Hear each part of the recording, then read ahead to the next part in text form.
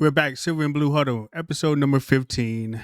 We're back. We're here. The Cowboy Nation is here to talk about a very important game and very important week for our Dallas Cowboys, man. We came up a little bit short, but we're here to talk about it, win or lose.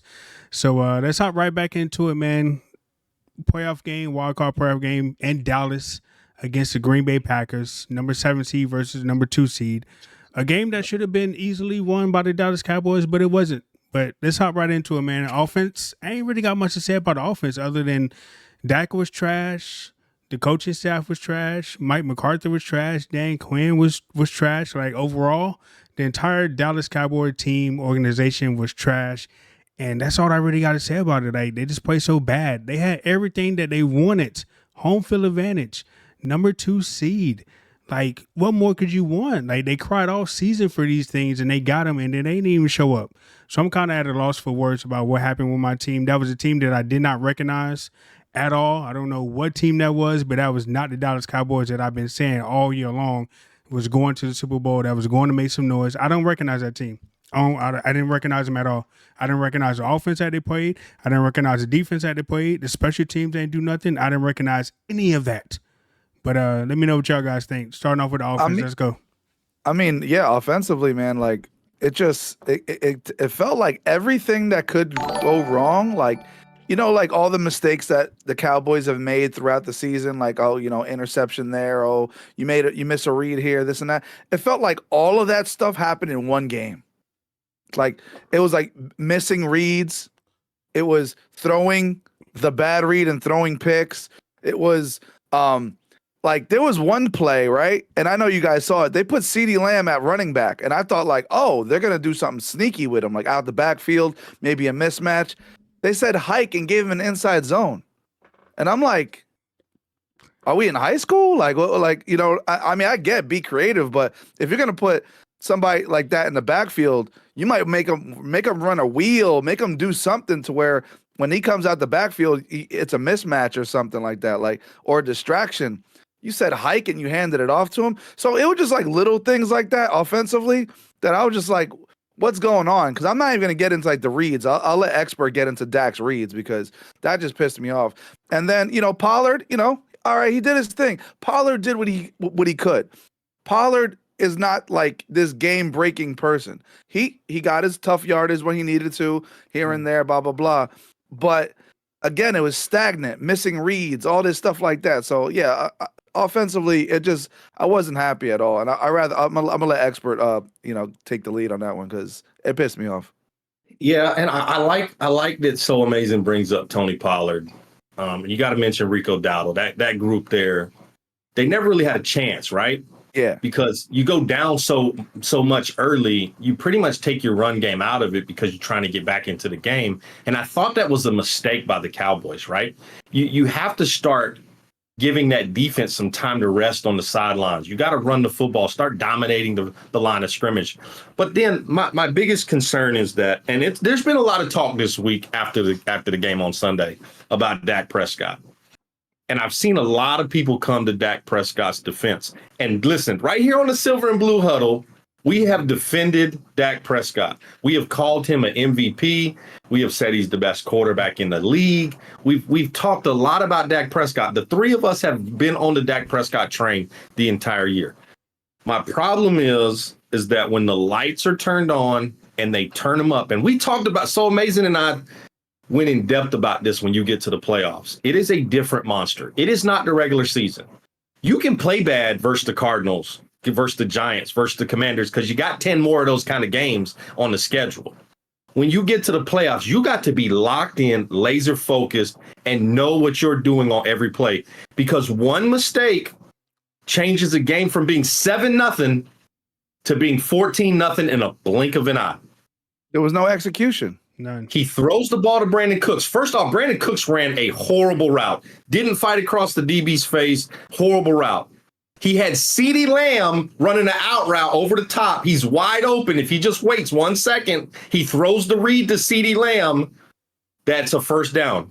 But he forces the ball into Brandon Cooks and throws the pick. Now, I was telling Rich before the show, I almost went in a dark place today with cowboy content creation on TikTok. Of all these people are giving Dak this pass. And I just wanted to like stitch every video, and I had to stop because it had put me in a bad mental state today. I'm trying to get out of that, trying to get out of that after the Cowboys lost. But you ask your defense after making them punt the football, they did their job. The Packers punt the ball. You give them the ball right back inside the 20-yard line. Ask your defense, get up off the bench and come get this stop. That's difficult to do for any defense, right? You're going to give up some points. It's hard to just get a stop inside the 20.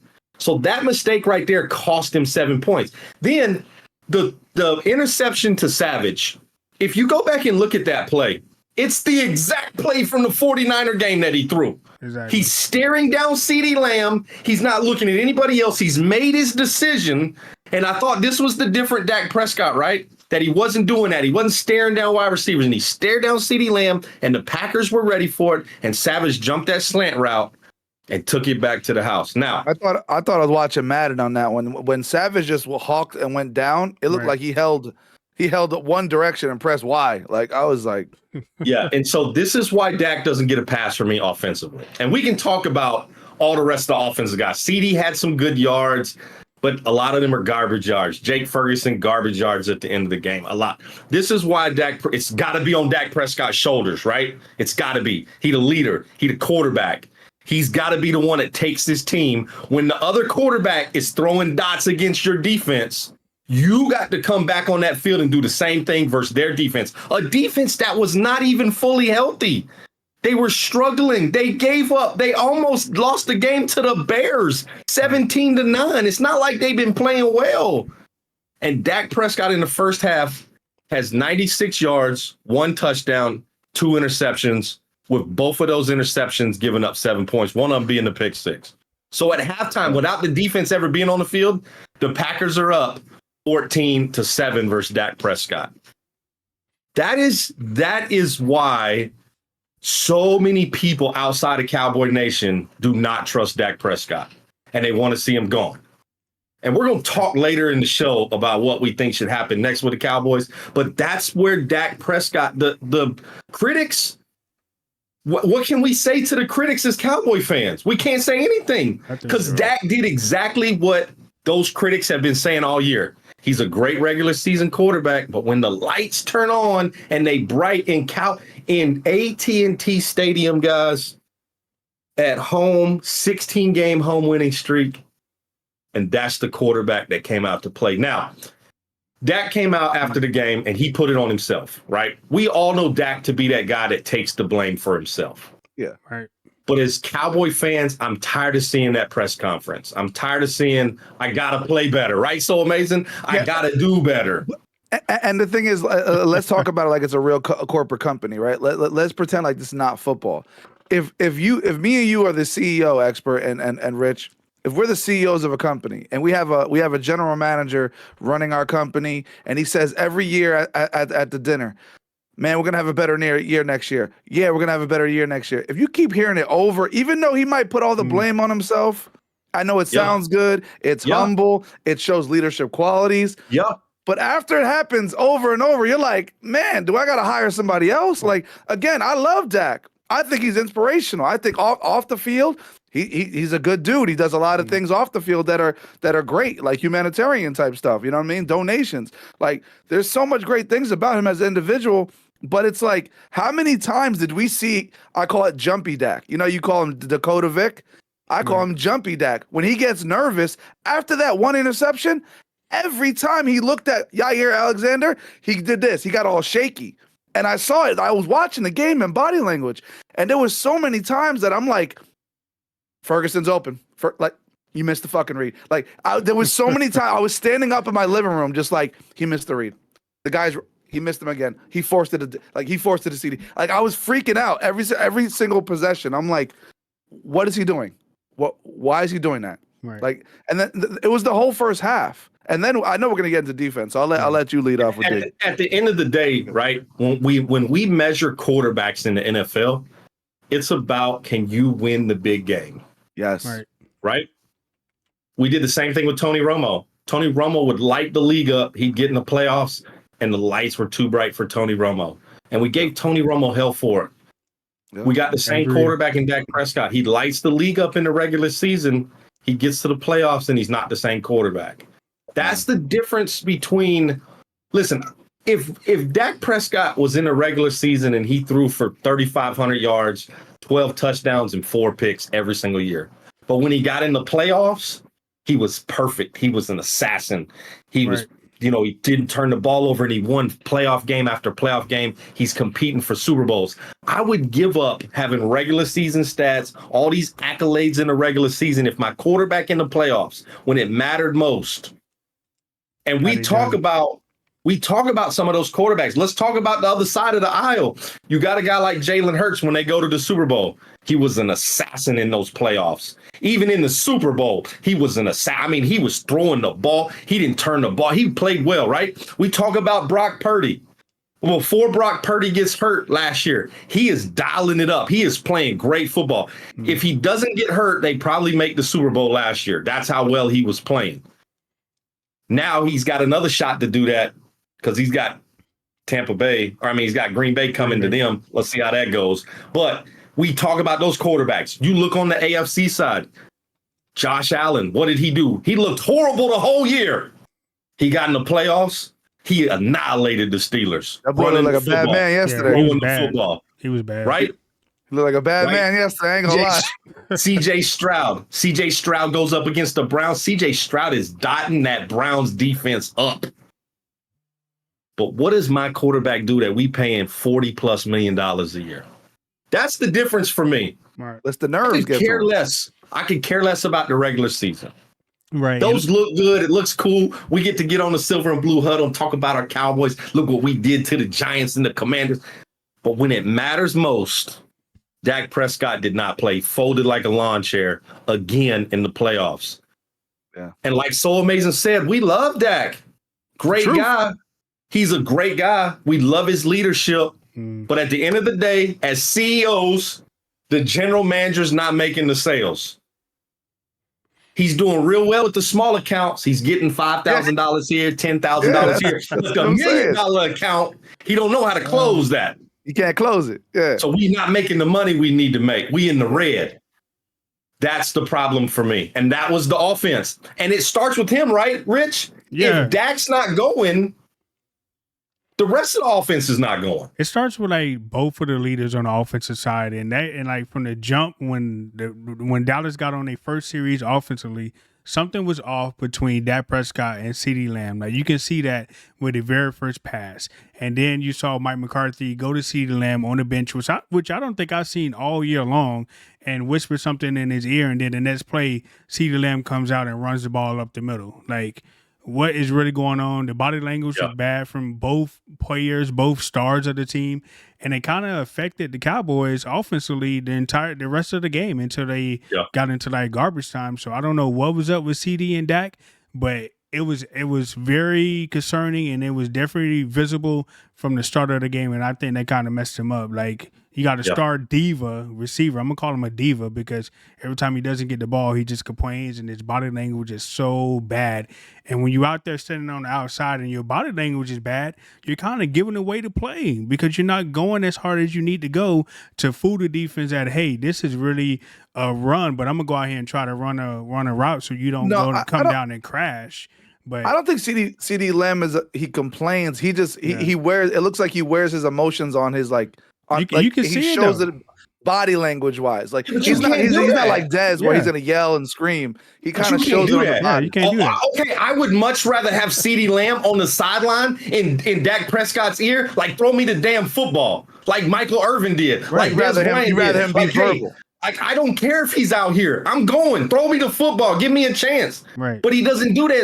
It's like he doesn't get the ball in that body language. He throws him shoulders down. He's like sulking, right? Yeah. Then the other thing, Mike McCarthy play calling was just ridiculously bad. We went back to all that old stuff that we did last year that resulted in Rich text me in the middle of the game like, did Kellen Moore come back in the middle of this game? Like, what the hell happened? Look like the Kellen Moore offense. What's with the hitches and the slants and the curls? I'm like, when did that come back? Like, what happened? It's just well, that gets to the defense because yeah, we let's kept switch messing to the up. defense. Let's switch to the defense. Go ahead. That's your talking point. Go ahead. Let's talk defense. I mean, that's really what we just went on the offense, right? And we understand exactly what happened on the offense, but defensively did not help the offense at all. Like defensively, No. let's talk like this first. I'm gonna talk about the highlight of the defense, and you're probably like, which one? We got one sack. Yeah, one sack, and that was like in the first quarter, and I was excited. I started clapping. I got up on my couch with my brother. We was clapping. I said, "There we go. There's one. There's Flag on one." the Like, yeah, exactly. Flag on the play. And then I was like, "Okay, there's one." And then I'm like, "Okay, we stopped that one run. Okay, all right, we're showing that we can stop the run." Like, I started feeling good right at first. I was like, "All right, stop the run a little bit. Okay, they don't got Dylan, so Aaron Jones got to do it by himself." Blah, blah, blah.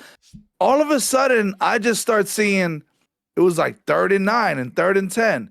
And then they get the first down. I'm like, all right. Then they get another first down. Okay, why they just driving down the field all easy? And then I'm watching the linebackers. Marquise Bell, which I know you're trying your hardest. You just don't have the weight behind you. I get it. You're like a safety converted linebacker. I get it. But our middle linebackers, which they never got rotated, right? Correct me if I'm wrong. All I saw there was Damone Clark and Marquise Bell. they don't got nobody else. Yeah, they had nobody else. Even at half, nobody got rotated.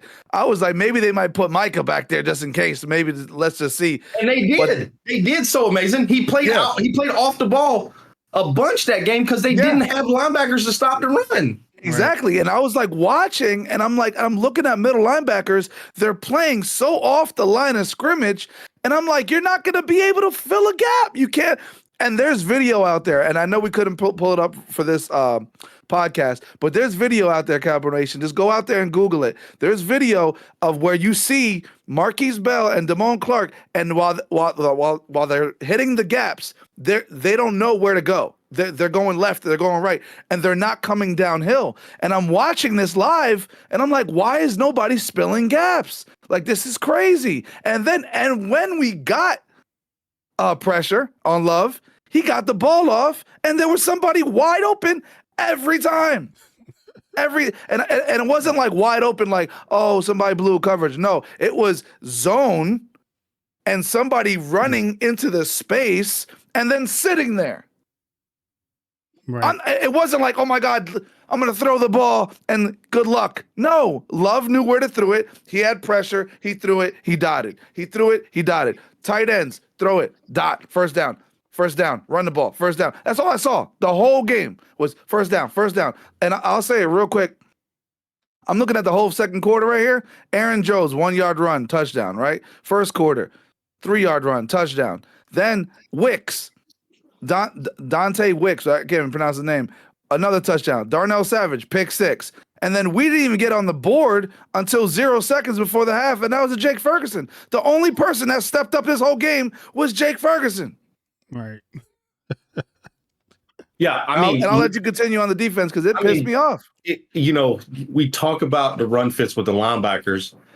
You also look at the safeties. I was listening to, like I was telling the guys before the podcast, I was listening to one of the ESPN shows this week.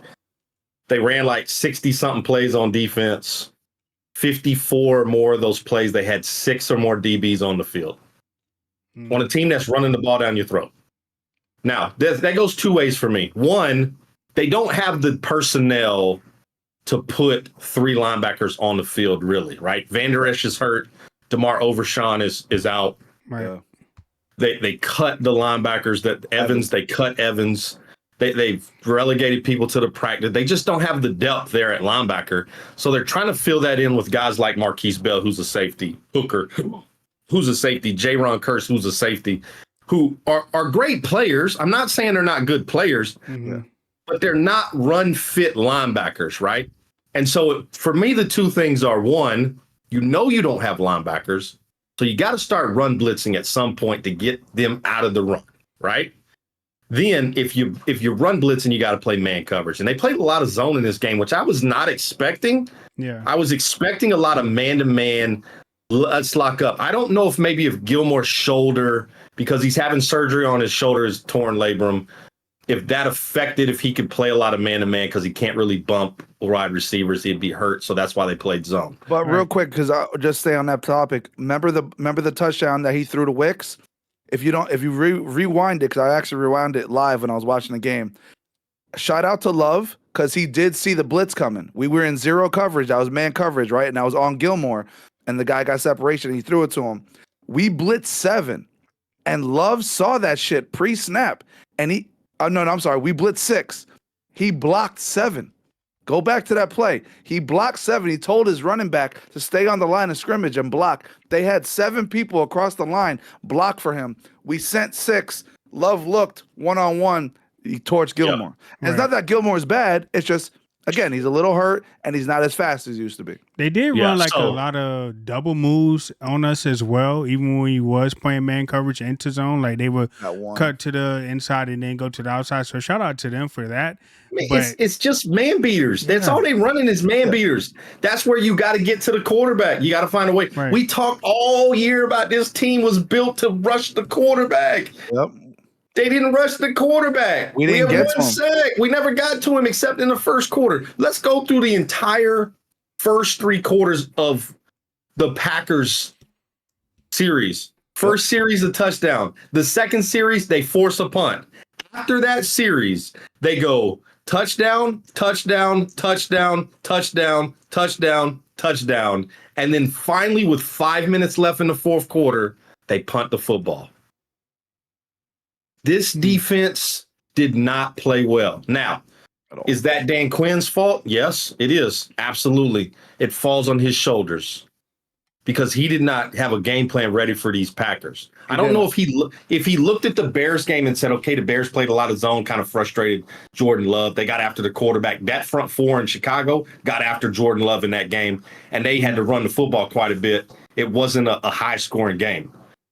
But when you see somebody running the ball down your throat, we talked about this on a couple podcasts ago.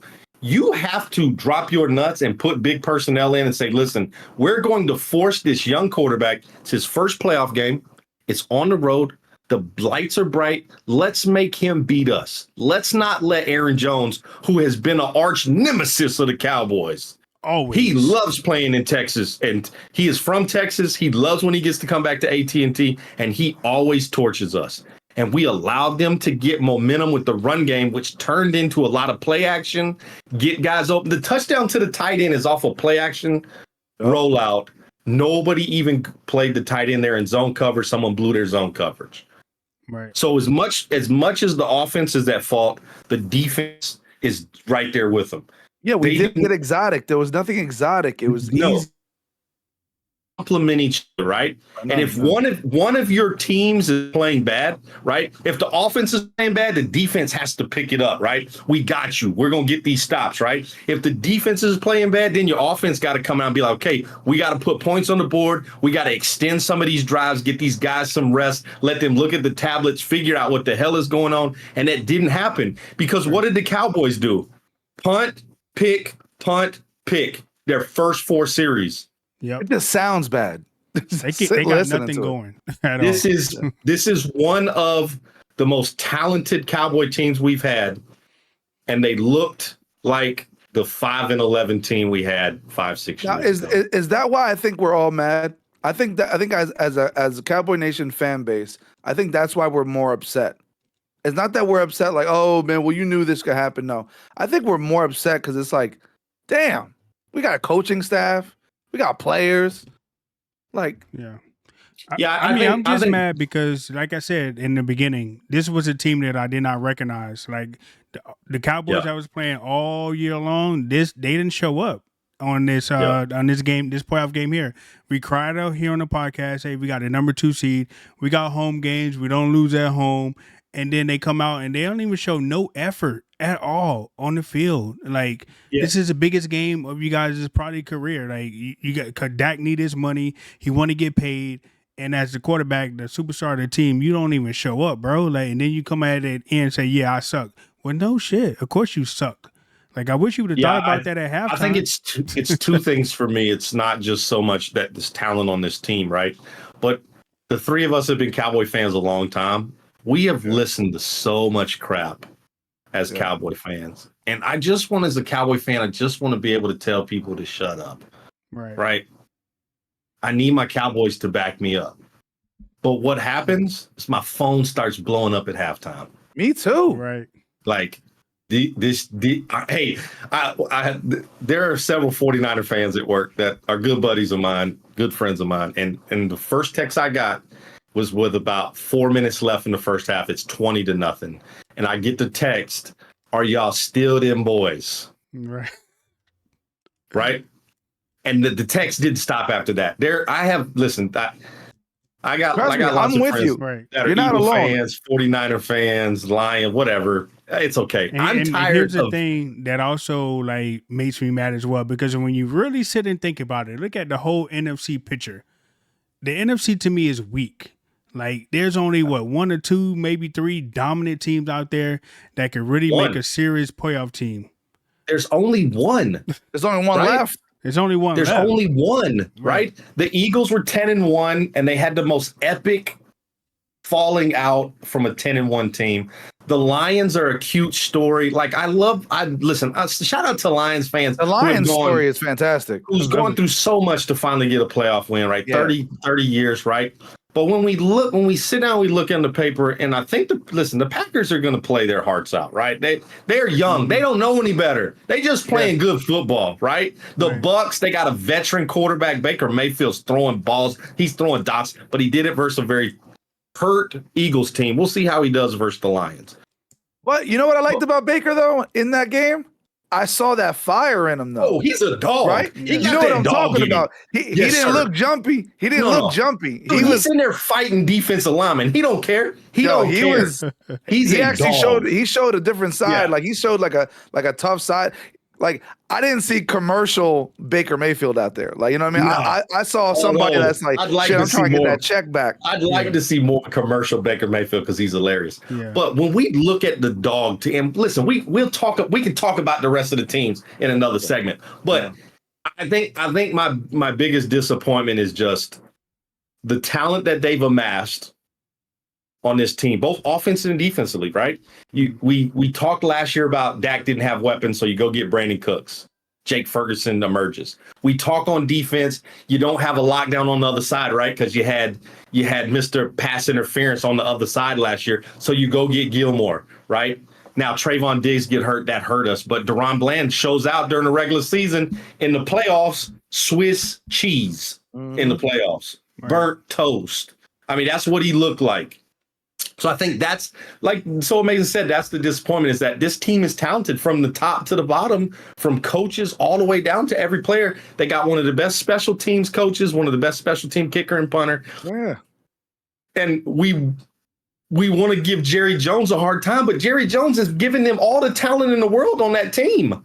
Right. What else can he do as an owner? He's not going out there and throwing the ball and making tackles. He's giving you the players to do it. He paid Dan Quinn head coach money to stay as a D coordinator because he felt this was it. You can see the hurt in Jerry Jones. I will always be a Jerry Jones fan because I think he wants to win, I think, sometimes more than those guys playing in the uniforms. Yeah, I never got that Jerry Jones is a problem argument. I never got that. Like, without Jerry, we wouldn't have the players that we are. And you can't really blame him because he's not out there throwing picks. He's not out there blowing the coverages or whatever. Like, he put the team in great position to win, and they just not out there executing. How many times, like, think historically, let's just go back to the last 10 drafts. We've never had a number 10 top 10 pick. We haven't think about the drafting Jerry and his recruiting team have done. I think it's more the people that he got around him. Now, do I think Jerry would still want to draft a box office? Sure. We wanted to pick up Johnny Manziel. Yeah, but, he wanted Johnny Manziel and listen, Stephen Jones said, no, we're not drafting him, right? Yeah. We're going to draft the offensive lineman because that's what we need. And you get a all-pro offensive lineman instead of Johnny Manziel. Now, did this draft work out like we thought it would? No. Mozzie Smith was a complete bust this year. Yep. He has Overshawn could have been nice, but he got hurt. Overshawn would have been nice, right? He would have been nice. Fajoko doesn't play any. He's hurt. He doesn't make the roster. You had a wide receiver you hardly ever played.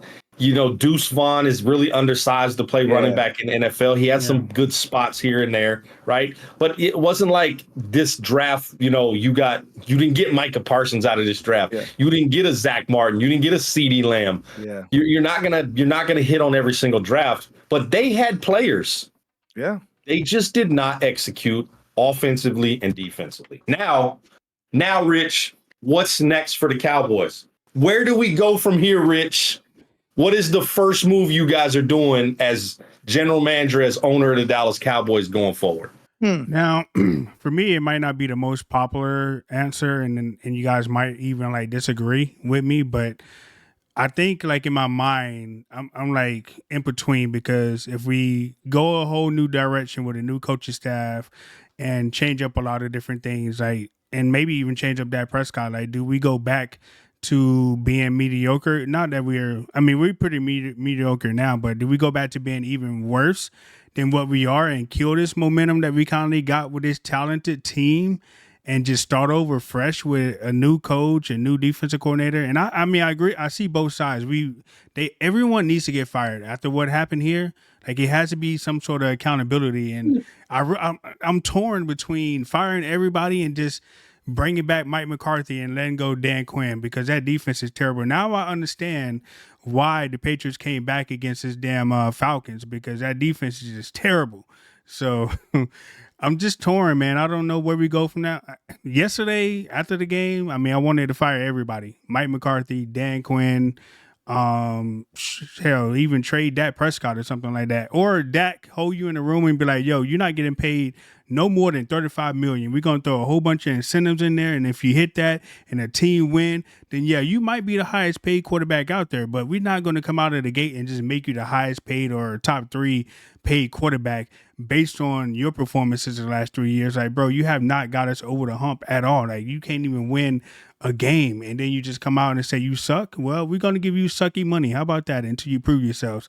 Give you the Baker Mayfield treatment. Baker Mayfield probably outplayed his contract that he signed with the Buccaneers. Nobody expected for him to do what he did. So that's the type of contract that Dak Prescott needs to understand, that he needs that type incentive, team friendly. And bro, and when you win, then maybe we'll talk about restructuring your contract and give you top dollars. But until then, I don't know. But I'm torn between firing everybody and then bringing back at least Mike McCarthy. The defense probably needs to go. Dan Quinn, bro, like, unexcusable, man. And I understand, like, the regular season and then the playoffs come and you want to maybe try to do something different with your team so you're not as predictable. But on defense, it's like they was out there running something totally new, something that they didn't even prepare for. And if you're going to run zone, you probably want run the same type of zone that you're kind of familiar with. Like, those dudes are just missing assignment after assignment. Dudes running butt naked in the secondary. I'm like, bro, lack of preparation, lack of discipline from Mike McCarthy and Dan Quinn should cost them their jobs, because we need somebody in there that's going to get in the player's face and make a change. Like, what we've been experiencing the last few years with the Cowboys is unacceptable, man. Unacceptable. What's y'all thoughts? Well, I'll say this one thing real quick. I'll quote this. This is from Jordan Lewis, because they had their Monday morning exiting meetings, right? At the Dallas Cowboys, and everybody's leaving. And he said that the owner, Jerry Jones, popped into the meeting to express his urgency about the team's desire to win. I'm going to quote this right here. He says, his message was, "We got to win," Lewis said. "It's the Dallas Cowboys. We had everything to win. We can't let this feeling keep going on. So let's make it make sense. I just feel like he wants to win right now. The urgency is now, and it was always on our shoulders. He made it clear that it's on our shoulders." 100%. So when you see an owner say that and express that to his team, I mean, like, again, he's not getting any younger, right? So he's 82 years old. Yep. He's put team after team after team together, and they keep letting him down. And Jason Garrett said, they asked Jason Garrett, I don't know if you saw the clip, they had the post game with the guys, the analysts and stuff. They asked Jason Garrett, they said, you've been in that building before, like, what happens next? And he said, listen, he's like, Jerry's he's gonna be real cool with everybody. He's gonna be cool with everybody. He's gonna make sure everybody gets their exit meeting. He said everybody's gonna get their stuff together. Everything's gonna be cool. He appreciates his players. He appreciates his coaches. He said, but when everybody goes home and they got to start getting ready up for the draft, he said that's when he starts making calls. He said, so don't be surprised after the Super Bowl that you see major changes moving. So and that was straight from Garrett. Yeah, I think I'm with Rich, right? Like after the game, I was on the fire everybody, blow it up, start fresh. But like you said, Rich, if you do that, do you go back to the days when you had Quincy Carter and Chad Hutchinson and you load up on defensive players? You had some of the worst quarterbacks, me, bro. Chad so Hutchinson. I get the thought process of what can you do, right? Do you trade for a quarterback, right? Do you go and get a Justin Fields? Do you go, Mac Jones is not happy in New England. There were so many things running through my head after the game. Obviously, to me, I wanted to go scorched earth. Like, obviously, Dan Quinn is going to take a head coaching job this year. I don't see a scenario where Dan Quinn comes back to Dallas. I think after that performance, after the year his defense had, he's going to be a head coach somewhere. Yeah. So my thought process defensively is let's promote Al Harris, the defensive coordinator, and let's see what Al Harris can do. He's done a great job with this secondary. You're going to get Trayvon Diggs back. You have Bland. We'll see if they bring Gilmore back. You got Jordan Lewis. You got Hooker. You got Donovan Wilson. They got a good core in the secondary. You got a good front four. We'll find out what happens with Van Der Esch. You're going to get DeMar Overshawn back this year. They got to get some depth in that defense at linebacker and defensive line. We need more middle linebackers, straight up. They definitely got to get some depth there. As far as Dak Prescott goes, obviously, we've all been big Dak fans, right? From the time that he took over from Romo. When Romo got hurt against the Seahawks in the preseason, the first thought out of my mind was, okay, here we go again, another 3-13 year. We only played 16 games back then. Yep. Here goes another one of those years where we're just going to struggle, and we're gonna have another high pick. Maybe we'll get another good player. Romo will be back next year. Dak really stole our hearts that first year as a rookie. He came out and he balled out, and it became the Dak Prescott Cowboys. So much so that Tony Romo kind of got pushed out. Yeah. And we've been on this Dak train for a long time. And so I'm with Rich, right? You got to go to Dak Prescott and say, look, yes, you're one of the top 10 quarterbacks in the NFL. The problem is we need you to be a top 4 or 5 quarterback. We need you to be Mahomes, Allen, Lamar Jackson, right? Brock Purdy. We need you to be that guy. That guy that's taken us to the promised land. You just got outplayed by a rookie. Now, he's not a rookie, but this is his first year really being in charge of that team. So to me, he's a rookie, right? And the Green Bay Packers are doing it right. They brought Aaron Rodgers in when they still had Favre. He learned. They brought Jordan Love in when they still had Rodgers. He learned. But you got outplayed by a young Jordan Love on that Packers team, and he outplayed you by a lot. You can't come in here and demand this contract like you're a top 5 quarterback when you can't make plays in the big game. So, yes. And to continue what you're saying with that quarterback situation is, yeah, Dak, you can't do that right now. You know why? Because one, you're not getting any younger.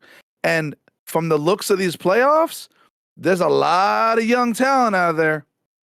And you about to date, he's about to start dating himself soon. Yeah, CJ Stroud, Jordan Love. I mean, Burrow, when he comes back. Goff played well. There's Brock Purdy is playing well. Lamar Jackson's playing well. I mean, there's so many good quarterbacks.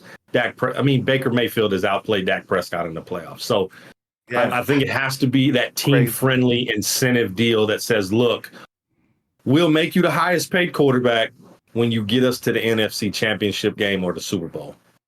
If you can't get past the divisional round this year, we're done. We got to go in a different direction. Yeah. Because like So Amazing said, that age is starting to creep up, and you got to start making a decision. Now, does that mean Trey Lance gets a shot? I saw a lot of that, like it's Trey Lance season. But we don't even know if he's ready. He couldn't even beat out Sam Bradford in San Francisco. So we don't know what Trey Lance has got. Maybe Trey Lance in Dallas with that quarterback coach, with Mike McCarthy, with this offensive weapons, maybe he can be successful. I don't know. But I think what I came down to after going scorched earth, I think what I came down to is we got, like So Amazing said about, what Jason Garrett said about Jerry Jones. We got to see how this plays out, right? And you got to keep all your options open. Let's say there's a chance to go get a young quarterback, maybe give up a draft pick, your first round pick. Maybe you give your first round pick up and Dak up, and you go get a young quarterback that's on one of these teams. I would be okay with that, right? Do I want to have, 3-13, 3-14 seasons? I don't, but I also don't want to go 12-5 and get in the playoffs and get blown out in the wild card round. That's not benefiting us either, because those same teams that are 3-14 are in the same spot the Cowboys are without a Lombardi trophy. And nobody in Cowboy Nation should come out and say, yeah, but we won the division. Yeah, but we made the playoffs. None of that. And listen, the 49er clip from the last Silver and Blue Huddle has gone absolutely ape crazy, right? It has gone nuts. Right? I said the 49ers and the Cowboys are in the same boat, paddling in different directions. Your trophy has got more dust than ours, right? And I saw a lot of 49er fans. Well, we've been to the Super Bowl. We've been to the NFC Championship game. None of that matters. There is one team that wins the Lombardi, and there's 31 losers. That's it. Yep. There's no second place trophy. They don't hang banners for making it to the Super Bowl. Only the Lakers hang in-season tournament banners. They're the only ones. And now I'm going to piss off Laker Nation. Now the LeBron stands are going to jump for me. It's okay. I got thick skin. I'm a Cowboy fan. Okay? But you got to win the whole thing or it doesn't count. Right? True. It's like, listen, and this may be wrong, but it's Silver and Blue week. This is how we are, right? It's like you court a girl in school, right? You talk to her, get a number, take her to the prom. But after the prom, she goes home with a quarterback of the football team. You don't go home and be like, yeah, but I took her to the dance. Nobody cares. She didn't go home with you. She went home with someone else. You didn't win. You lost. All you did was pay for dinner in the limo. That's all you did. They did the hard work. That's what the 49ers have been. Now, obviously, they have the best chance of winning it now. Right. But for me, I want to see it play out. Let's not put all our eggs in the basket now before the draft, before the Super Bowl, and say, okay, we're going to ride with McCarthy. Now, obviously, they got to make a decision about their coach pretty quick. You can't go to the Super Bowl. You can't go to not know if McCarthy's back. Yeah, you gotta have a coaching decision. You got to make a decision. But you can say, listen, we're going to keep all our options open for personnel. Right? I think there are just a couple players on this team that are untouchable. One is Micah Parsons. Two is CeeDee Lamb. Those guys are untouchable. Trayvon Diggs, untouchable. Outside of those three, is there another player on this team that you're like, you just can't get rid of them? Maybe DeMarcus Lawrence? Right. Well, D-Law is he's gonna be that veteran, I don't know if there's a bunch of guys on this team that you're like, yeah, you can't get rid of him. Maybe Zach Martin. But look at the rest of that line. Tyron Smith, I would be fine if I let him go. Right. And we can say that. And we could say the personnel type of moves, the player personnel moves for like another episode. Since the season is over, we got to find something to talk about. We got plenty for that. But I think overall though, from what I'm hearing is that we're okay with Dan Quinn probably leaving. For sure. Mike McCarthy, we kind of like on the edge. We don't really want to start over with another head coach, but if there's a better option out there that's going to give us the discipline, that's going to come out and make sure the team is focused and prepared to play every single week. If you knew you could get Bill Belichick right now, would you give Mike McCarthy up? I mean, only for me because I know, but with Bill Belichick, his team is going to come out every week and be prepared to play. Like, you ain't never heard of a Bill Belichick coach team say, hey, those boys, they ain't know like they was focused or able prepared to play. You ain't never heard that. Like, I know Bill Belichick's been losing the last couple of years, but even then, you never heard anybody come out and say, man, those Patriots, they got whooped because they ain't look prepared. You ain't never heard that. ever. Mike McCarthy, you hear that damn near every other week. And then you come out in the playoffs. Yeah. Most penalized football team. You don't see that with Bill Belichick. Right. And that might be the thing that pushes us over the edge and get us to the next round in the playoffs is being that focused team, is being that disciplined team. The thing that we've been lacking. We got the talent. We got the players. Only thing we're missing is just the focus and the discipline on the Dallas Cowboys. So if Bill can come in and do that for us, you never know. Yeah. You're saying like bring Bill in like he's like the strict substitute teacher type thing. Yeah. Like, let's sit your butt down in the seat. Yeah. I'd be okay with it. I don't know. At the end of the day, regardless who's on this team, who the coach is, who the players are, I'm gonna bleed silver and blue to the end of my life. Same here. It's just who I am. I feel bad for our young fans, right? I feel bad for my son. My middle son is 21. They haven't seen the never greatness. Seen that, right? I'm past 40. I've seen the Cowboys win 3 championships. I've enjoyed watching 3 Super Bowls, but I feel bad for my son. He grew up as a Cowboy fan. He's never seen the success I have.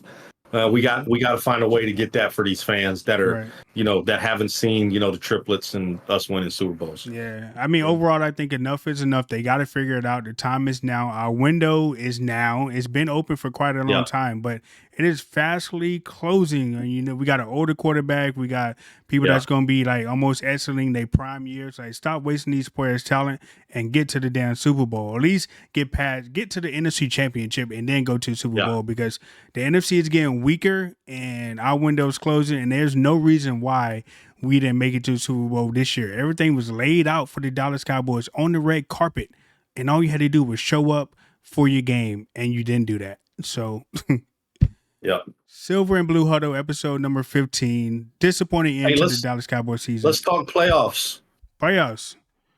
Who's still in it? I ain't even interested in the playoffs. Okay, you got Texans, Ravens. That's on Saturday. 2 Saturday games are Texans, Ravens, Packers, 49ers. Who y'all got in those? Packers, 49ers. I'm gonna go with the upset. I'm gonna say Packers in a close one. Rich, who you got? Packers, 49ers. I mean, it hurts me to say this, but I'm gonna go with the 49ers. I think they're gonna take care of business fairly easy. It's not even gonna be close, man. Like here's the thing. Upsets me.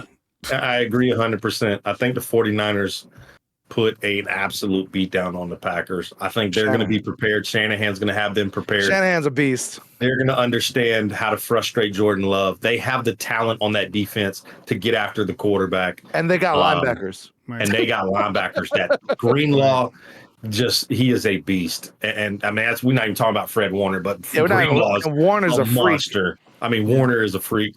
Greenlaw, and we could have drafted Warner. We'll talk about that another day. And they have the Dallas Cowboys to think, because I think if that was a close game, then they probably could maybe catch the 49ers off guard. But because it was such a blowout, the 49ers, they're going to be prepared. They're going to be focused because it was a blowout game, and they're not going to take the Packers lightly like the Cowboys did. So it's going to come down to who's healthy and who takes care of the football in that game. And I think the 49ers just have too much talent. Too much talent on offense, too much talent on defense. They're healthy right now going into this game, and they've now had a week and a half to prepare for the Packers. I think that's an easy win. All right, Texans, Ravens, C.J. Stroud going to Baltimore. That's a good matchup. I want to see. I think Lamar is hot right now, though. Like, he's like on fire. Like, his pocket presence is nice. He knows when to tuck it and run. Like, he's playing perfect right now. So I want to see if that Lamar comes out. Texans is a good story. C.J. Stroud is an excellent story as well. I think the Ravens is going to be too much for the Texans, and it's going to be over after that point. So the Texans had a nice little season. Shout out to DeMarco Ryan in the world. I actually have him as my coach of the year, but the Cinderella story is over for the Texans. Yep, I agree. I think Ravens win that game. It's close in the first half. Ravens find a way to win. All right, Chiefs going to Buffalo. Patrick Mahomes versus Josh Allen. The best matchup, I think, so far. I mean, wow, right? These guys, Allen versus Mahomes. What is this, like number 3 now? Yeah, it's like a boxing match at this point. You know what I'm saying? So it's like, only problem is Mahomes is 2-0. Yeah, Oh, he's won the series already. I don't know why we fighting the third time. He done knocked Josh Allen out twice already.